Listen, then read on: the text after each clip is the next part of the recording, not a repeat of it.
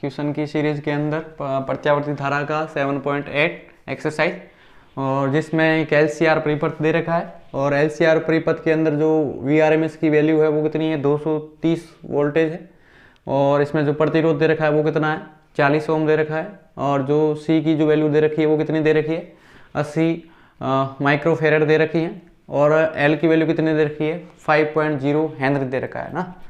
तो ये क्वेश्चन कह रहा है कि स्रोत की आवर्ती निकालिए जो परिपथ अनुनाद उत्पन्न करे, है ना।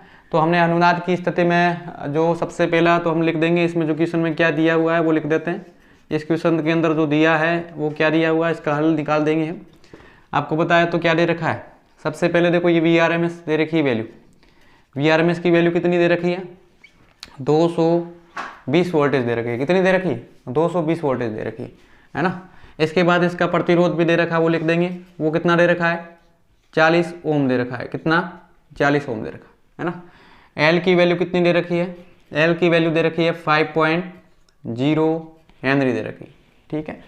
और हमें क्या दे रखा है, और हमें C की वैल्यू दे रखी है, किसकी वैल्यू, C की कितनी है, 80 इंटू माइक्रोफेरेड है, तो माइक्रोफेरेड में कन्वर्ट कर लेता हूँ, तो माइक्रो का इतना जाएगा 10⁻6, तो 10⁻⁻6 फेरेड दे रखी, ठीक है। इतना हमें दे रखा है। तो हमें जो पहले क्वेश्चन के लिए पूछा है वो क्या करना है कि स्रोत की आवर्ती निकालिए जो परिपथ की अनुनाद उत्पन्न करे।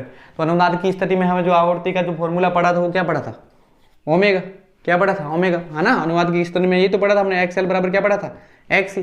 फिर इसका ओमेगा का मान करके हमने क्या निकाला था, ओमेगा जो निकाला था कोणीय आवर्ती, इसकी जो आवर्ती है वो आवर्ती का जो फॉर्मूला है वो क्या होता है, आवर्ती ओमेगा आर जो होती है इसके लिए अनुनाद रेजोनेंस, ओमेगा आर का मतलब रेजोनेंस होती है उसकी, वो कितनी होती है, आपको बताया था 1/रूट के अंदर LC, रूट के अंदर क्या होता है 1/LC। और L की वैल्यू हमें दे रखी है, गिवन है। L की वैल्यू कितनी गिवन है बताइए, L की वैल्यू कितनी है 5, कितना 5 है ना। और इसकी वैल्यू कितनी दे रखी है C की हमें दे रखी है 80 इंटू 10⁻⁻6, कितनी है 80 इंटू 10⁻⁻6 दे रखी है, ठीक है। तो देखो हम इसका ये जाएगा 0 कट जाएगा, तो ये 10 की पावर कितना हो जाएगा, 10⁻⁻5 हो जाएगा, है ना। 8 और 5 का मल्टीप्लाई करेंगे तो हमारे पास कितना आ जाएगा, 8 और 5 का मल्टीप्लाई करेंगे तो हमारे पास इसकी वैल्यू आ जाएगी, 8 और 5 की कितनी आ जाएगी, 40 हो जाएगा। 40 इंटू 10 की पावर कितना हो जाएगा, -5 हो जाएगा, है ना। तो देखो ये 0 और चला जाएगा तो ये 10 की पावर माइनस कितनी हो जाएगी, 4 हो जाएगी, है ना। तो 10 की पावर 4 हो जाएगी, तो फिर इसका मान क्या हो जाएगा, तो इसका मान हो जाएगा हमारे पास, देखो ये 1/, हमारे पास अब सिर्फ कितना बचा 4 इंटू 10 की पावर -4। आपको पता है ये 10 की पावर -4 है, इसके ऊपर रूट है, तो ये कितना हो जाएगा 2 हो जाएगा, कितना हो जाएगा 2।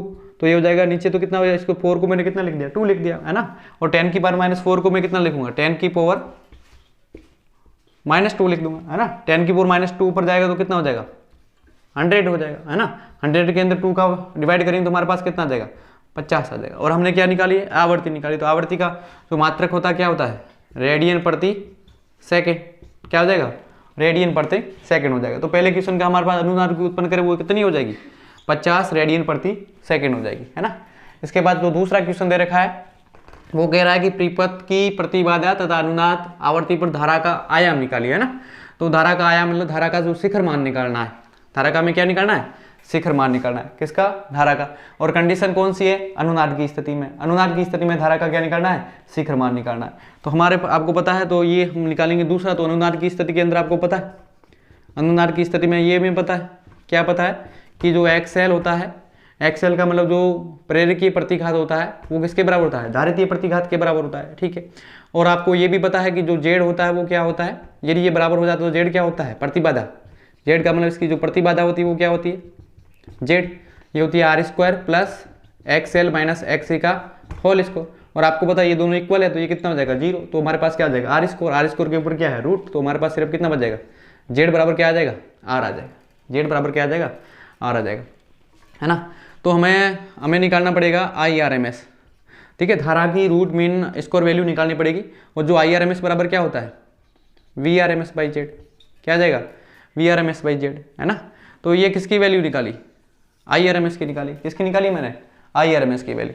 तो IRMS वैल्यू आ जाएगी कहाँ से, देखो VRMS की वैल्यू इस बार भी गिवन है, कितनी गिवन है, 230 वोल्टेज है। और ये हमारे पास Z की वैल्यू भी गिवन है, जेड की वैल्यू हमारे पास कितनी है 40 है, जेड की वैल्यू हमारे पास कितनी है 40 है।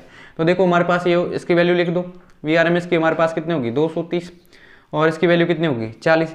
ये 0 से 0 कट गया, 4 का भाग कितनी बार जाएगा 5 बार, है ना। पीछे से कितने बचेंगे 3, है ना। तो 3 में नहीं जाएगा तो हमारे पास क्या जाएगा पॉइंट लग जाएगा, है ना। तो 4 में वापस इसका डिवाइड करेंगे तो हमारे पास कितने बच सकते 3 और इसके वापस पॉइंट लगाए तो 0, तो वापस कितनी बार चला जाएगा, है ना। ये चला जाएगा 7 बार, कितनी बार चला जाएगा 7 बार। वापस कितने बच जाएंगे 2 और पीछे कितना जाएगा 5, है ना। तो हमारे पास IRMS की वैल्यू कितनी आ जाएगी, ये आ जाएगी 5.75 एम्पियर आ जाएगी, है ना। लेकिन हमें तो क्या निकालना है, इसने पूछा है कि धारा का आयाम ज्ञात कीजिए, तो धारा का आयाम ज्ञात करने के लिए पूछा है ना। तो धारा का आयाम के लिए हमें जो फॉर्मूला पढ़ा था वो क्या पढ़ा था, हमने पढ़ा था धारा का आयाम के लिए IRMS बराबर क्या पढ़ा था Im/√2 पढ़ा था, Im/√2 पढ़ा था, है ना। और Im/√2 और Im क्या कहलाता है आपको बताइए, ये तो आप कह सकते हो धारा का शिखर मान, धारा का क्या कहते थे शिखर मान कहते थे, या इसको क्या कह सकते हैं धारा का क्या कहते थे आयाम कहते थे, है ना। तो ये धारा का आयाम इसने पूछा है वो निकालना है। तो धारा का आयाम निकालने के लिए हमारे यहाँ से क्या हो जाएगा, देखो Im तो मैंने वही रखा है और मल्टीप्लाई किससे हो जाएगा √2 का मल्टीप्लाई किससे हो जाएगा IRMS से। तो Im बराबर क्या आ जाएगा IRMS × √2 हो जाएगा। और IRMS की वैल्यू कितनी है अभी हमने निकाली, कितनी है 5.75 अभी निकाली ना हमने। ये IRMS की वैल्यू VRMS/Z इसी का मान रख देगा तो हमारे पास कितना आएगा ये। और √2 की वैल्यू होती है आपको पता है 1.414 होती है, किसकी वैल्यू √2 की वैल्यू हम इसमें रख देंगे। जब √2 की वैल्यू रखेंगे तो हम इसका क्या कर देंगे मल्टीप्लाई कर देंगे, है ना। तो मल्टीप्लाई करेंगे तो हमारे पास देखो किससे इस बार मल्टीप्लाई किससे करना है 5.75 से 1.41 से मल्टीप्लाई करोगे तो हमारे पास इसका क्या आ जाएगा आंसर आ जाएगा, ठीक है। वो किसका आएगा इस बार, ये भी क्या है धारा, इसका मतलब धारा है तो इसका भी मात्रा किस में आएगा 8.13 एम्पियर आ जाएगा, है ना। क्योंकि ये भी धारा है लेकिन ये धारा कौन सी है, धारा का जो शिखर मान है, तो हमारे पास धारा का शिखर मान कितना आ जाएगा 8.13 एम्पियर आ जाएगा, ठीक है। लेकिन हमारा जो ये हमारा दूसरा क्वेश्चन हो जाएगा। इसके बाद हमारे पास जो तीसरा क्वेश्चन है वो क्या दे रखा है, वो क्वेश्चन ये दे रखा है कि ये दिया था, हम लिख देते वापस। V बराबर कितना दे रखा था, VRMS की वैल्यू कितनी दे रखी थी, VRMS की जो वैल्यू थी वो हमारे पास 230 थी, है ना वोल्ट। ये किसकी वैल्यू थी R की वैल्यू थी, है ना। अब इसका अगला क्वेश्चन देखेंगे तो अगला क्वेश्चन में क्या कह रहा है कि परिपथ के तीनों अवयवों के सिरों पर विभव पात मतलब पोटेंशियल ड्रॉप के RMS के मानों की निकालिए। दिखलाइए कि अनुनादी आवृत्ति पर LC योग के सिरों पर विभव पात कितना है 0। तो हम इनके सिरों पे क्या निकालते हैं पोटेंशियल ड्रॉप निकालते हैं। इनके सिरों पे क्या निकालना है पोटेंशियल ड्रॉप। तो इसके लिए आपको पता है कि IRMS पोटेंशियल ड्रॉप क्या हो जाएगा V, और इसके लिए V कितना VR के लिए पोटेंशियल ड्रॉप कितना होगा IRMS इंटू हमारे पास किसका मल्टीपल हो जाएगा R का हो जाएगा। इसके लिए पोटेंशियल ड्रॉप किसका हो जाएगा कैपेसिटर के लिए पोटेंशियल ड्रॉप कितना हो जाएगा। आपको पता है कि इसके जो धारा के मार्ग में जो बाधा उत्पन्न होती है ओनली फॉर जब केवल संधारित्र लगा होता है, जब परिपथ के अंदर धारा के मार्ग में जो बाधा उत्पन्न होती है उसको बाधा को क्या कहते थे मैंने बताया था, ये क्या है लगाया C लगा तो धारित्य प्रतिघात कहते थे। और धारित्य प्रतिघात जो क्या बताता है प्रतिरोध, एक प्रकार का क्या था प्रतिरोध, इसको किससे लिखते थे X से। तो ये हमारा ये क्या हो गया प्रतिरोध, और इसका मल्टीप्लाई किससे हो जाएगा IRMS से हो जाएगा। इस बार अब इससे भी सिरों पे विभवांतर निकालेंगे तो ये हमारे पास क्या लिखो कुंडली लगी हुई। तो जब किसी परिपथ के अंदर केवल कुंडली लगी हो और उसके मार्ग में जब धारा के मार्ग में जो बाधा उत्पन्न होती है, रुकावट होती है, वो क्या कहलाती थी धारित्य प्रतिघात कहलाती है। और धारित्य प्रतिघात को मैंने बोला था किससे लिखेंगे XL से लिखेंगे, किससे लिखेंगे XL। और XL एक प्रकार का क्या है बाधा है तो किसको क्या प्रतिरोध है। इसका मतलब इसके लिए पोटेंशियल ड्रॉप कितना हो जाएगा IRMS, इसका मल्टीपल हो जाएगा XL इंटू IRMS हो जाएगा। इसका क्या हो जाएगा X इंटू IRMS हो जाएगा, IRMS इंटू R हो जाएगा, है ना। तो प्रत्येक के लिए हम इसका मान ज्ञात कर लेंगे। तो हमारे पास जो भी इसने क्वेश्चन पूछा है तो हम पहले किसके लिए प्रतिरोध के लिए निकाल दो, इसके लिए निकाल दो और इसके लिए निकाल दो, है ना। तो हमारे पास किसकी मान निकल जाएगा इस पोटेंशियल ड्रॉप का वैल्यू निकल जाएगी, किसकी पोटेंशियल ड्रॉप की। तो हमारे पास जो C है, और आपको पता है कि इसमें जो कंडीशन दे रखी है वो क्या दे रखी है रेजोनेंस की दे रखी है, अनुनाद दे रखी है। अनुनाद की स्थिति में आपको पता है आप XL की वैल्यू ज्ञात कर लोगे तो वो किसके बराबर जाएगी XC। इसका मतलब आप XL ज्ञात कर लोगे तो XC अपने आप ज्ञात हो जाएगा, क्योंकि ये दोनों क्या है अनुनाद की स्थिति, अनुनाद की स्थिति में दोनों क्या होते हैं बराबर होते हैं, है ना। और ये भी आपको पता है कि अनुनाद की स्थिति के जो धारा के मार्ग में बाधा उत्पन्न निकालती है वो भी आपको पता रखना चाहिए। उसको क्या बोलते हैं जब तीनों कंडीशन साथ में आ जाती है। तो मैंने बताया था धारा के जो मार्ग में बाधा होती है उस बाधा को परिणामी बाधा को क्या कहते थे प्रतिबाधा कहते हैं, और प्रतिबाधा को किससे लिखते थे Z से लिखते थे। ये भी आपको याद रखना है कि अनुनाद की स्थिति में क्या होता है, ठीक है। तो हमारे पास अब इसको निकाल देंगे XL और XC को निकाल देंगे। तो XL और XC का मान निकालेंगे। XL क्या है हमारे पास एक्सी है तो एक्सी को क्या बोलते हैं, मैंने अभी बताया, एक्सी को बोलते हैं धारितीय, क्या बोलते हैं, धारितीय प्रतिघात कहते हैं। एक्सी को क्या कहते हैं, धारितीय प्रतिघात कहते हैं। ठीक है, ये एक्सी होता है। और एक्सएल को क्या कहते थे, मैंने बताया था, प्रेरकीय प्रतिघात कहते हैं। क्या कहते हैं, प्रेरकीय प्रतिघात कहते हैं। और इसको किससे लिख देंगे, प्रेरकीय के लिए मैंने किससे लिखेंगे, एक्सएल से लिखेंगे। यानी मैंने बोला कि हम किसकी वैल्यू निकालते हैं, इस एक्सएल की वैल्यू निकालते हैं तो वो किसके बराबर हो जाएगी।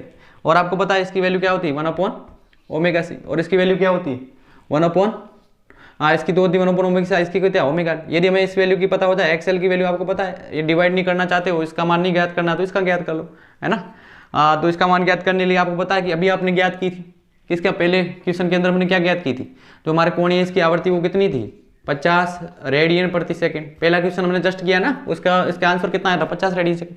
और एल की वैल्यू दे रखी है, एल की वैल्यू कितनी दे रखी है बताइए, इसका हो गया 50 और एल की वैल्यू कितनी है 5 दे रखी है, 5 तो इसका मल्टीप्लाई करेंगे तो कितना आ जाएगा, 250 आ जाएगा, है ना। हमने क्या ज्ञात किया, देखो मैंने बोला ये प्रतिबाधा है, प्रतिबाधा मतलब प्रतिरोध है, तो इसका मतलब क्या आ जाएगा ओम। इसका मतलब इसको मैं थोड़ा ज्ञात करूंगा, अभी मैंने बताया यदि आप ये ज्ञात कर लो या ये ज्ञात कर लो, दोनों क्या है, इक्वल है। इसका मतलब मैं एक्सी का मान ज्ञात करूंगा तो वो भी कितना हो जाएगा, 250 ओम हो जाएगा। कितना हो जाएगा, 250 ओम, है ना। तो हमें जो भी ज्ञात करना है, हमें जैसे मैं ज्ञात करता हूँ कि प्रतिरोध सिरों पर प्रतिरोध लगा है, क्या लगा हो, जब प्रतिरोध हो तब हमारे पास जो पोटेंशियल ड्रॉप है विभव पात हो जाएगा, विभव पात हमारे पास क्या हो जाएगा, है ना। तो वी आर के लिए हम निकाल देंगे I R M S into R. और आई आर एम एस की वैल्यू कितनी दे रखी है आपको पता है, आई आर एम एस की जो हमने वैल्यू निकाल दी थी आपको पता हो तो, जब प्रतिबाधा के कंडीशन में हम आई आर एम एस की वैल्यू कितनी ज्ञात की थी, है ना। तो आई आर एम एस की वैल्यू आपको मैंने बताया था, जब दूसरा परिपथ में प्रतिबाधा अनुनादी आवृत्ति ज्ञात की तो मैंने पहले ही लिखा था, जो आई आर एम एस की वैल्यू थी वो आई आर एम एस की वैल्यू आपको फाइंड कर लो। और आई एम एस की वैल्यू हमारे पास शायद निकली थी 5.75 एम्पियर, है ना। अभी मैंने ज्ञात की थी आपको बताया, तो आई आर एम एस की जो वैल्यू थी वो कितनी थी, 5.75 एम्पियर थी। तो हम इसका मान इसमें पुट कर दें तो हमारे पास वी आर कितना आ जाएगा, देखो 5.75 इंटू आर। आर की वैल्यू कितनी है, आर की वैल्यू मैंने बताया था, आर की कितनी है 40 है, तो ये हो गया 40। यदि आपको पता है तो ये जीरो हटाएंगे तो ये पॉइंट कहाँ आ जाएगा, पीछे आ जाएगा। और 4 का क्या इससे कर देंगे, मल्टीप्लाई करेंगे, 4 का मल्टीप्लाई करेंगे तो हमारे पास क्या आ जाएगी, इसकी वैल्यू आ जाएगी। और इसकी वैल्यू जो आएगी वो क्या आ जाएगा, इसका आंसर होगा किसका, इस विभवपात का, है ना। इसी प्रकार हमें दूसरा क्या निकालना है, पोटेंशियल ड्रॉप किसके लिए निकालना है, दूसरा जो पोटेंशियल ड्रॉप है वो किसके लिए मैंने बताया, यदि आप निकालते हैं धारितीय के लिए, किसके लिए, धारितीय प्रतिघात के लिए निकाल देंगे, है ना। तब हमारे पास इसको लिखेंगे धारितीय प्रतिघात के लिए निकाल रहे हैं VC, और VC हमारे पास क्या हो जाएगा, इस बार भी क्या आ जाएगा IRMS इंटू, यहाँ पे क्या लिख दोगे, R की जगह मैंने बोला इसके लिए फॉर्मूला क्या आ जाएगा, VC के लिए फॉर्मूला क्या आ जाएगा IRMS इंटू क्या आ जाएगा XC। और IRMS की वैल्यू कितनी है 5.75 इंटू यहाँ से क्या आ जाएगा, इसका वैल्यू आ जाएगी किसकी, XC की, और XC की वैल्यू कितनी निकाली, ये 250 निकाली, है ना। तो ये हमारे पास इसका मल्टीप्लाई करेंगे तो ये हमारे पास आंसर आ जाएगा, है ना। फिर लास्ट के अंदर जो हमारा दे रखा है वो क्या दे रखा है, VL के लिए निकालेंगे तो VL इसका पोटेंशियल ड्रॉप के आ जाएगा। VL किसके लिए निकाल, मतलब कुंडली के कारण जो विभव ड्रॉप होगा वो कितना होगा IRMS इंटू XL हो जाएगा। और इसका मान कितना है IRMS का, भाई 5.75 इंटू 250। हम दोनों का मल्टीप्लाई करेंगे तो जो भी इसका मान आएगा और दोनों का मान बराबर आएगा, क्योंकि हमारे इस कंडीशन कौन से दे रखी है, अनुनाद की स्थिति दे रखी है। ओके बच्चों।